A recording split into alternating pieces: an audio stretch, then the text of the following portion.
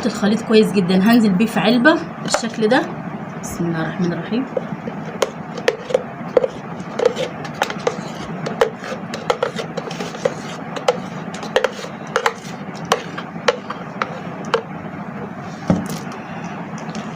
وادخله الفريزر كده من ساعتين ل3 ساعات لغايه ما يجمد معايا، نرجع نقدمه مع بعض. وكده رجعت لكل حبايبي بعد ما سبته وجمد براحته خالص في الفريزر بالشكل ده. يلا نشوفه مع بعض. بسم الله الرحمن الرحيم.